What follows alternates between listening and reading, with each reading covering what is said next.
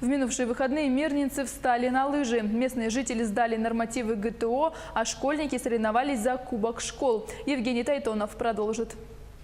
В Мирном нормативы ГТО по дисциплине бег на лыжах принимают у населения в 3-й раз. Но только с этого года участники смогли вступить в гонку за почетными значками. Нормативы принимали на лыжной базе «Заречная». В городе, где проживают 35 тысяч человек, на лыжи в этот день встали только 29. Ну, не сказать бы, что, конечно, у нас массово идет население.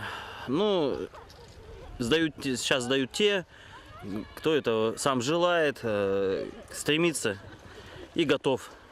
Ну, а остальные мы будем так считать, что пока готовятся. Всех мы ожидаем. Следующая сдача уже лыж планируется на октябрь месяц. Некоторые на сдачу нормативов пришли со своими лыжами, а для всех остальных был организован бесплатный прокат. Все участники проходили дистанцию, соответствующей возрастной категории – 2, 3 и 5 километров. В 5 возрастных категориях самым главным был показатель времени. Время 32:08. Ого, мне норма 36 золота. С поставленной задачей я справился только благодаря усердным тренировкам. По нормативам даже превзошел золото, скажем так. 32 минуты, хотя мой норматив на золото 36 минут по возрастной группе. Условия приличные, покрытие прекрасное, трасса подготовленная, все устраивает. Я доволен.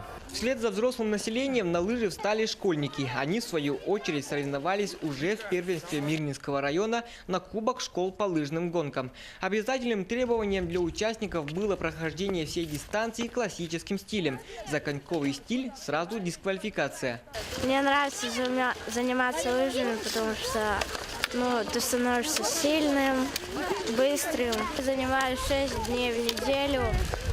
Это не очень сложно. Надо уметь хорошо кататься, ставить правильные палки, прокатывать лыжи и все. Всего в соревновании приняли участие 118 школьников из 9 команд. Обладателем кубка, как и в прошлом году, стали ученики Мирнинского политехнического лицея. Евгений Тайтонов, Марьяна Кутукова, Мирный.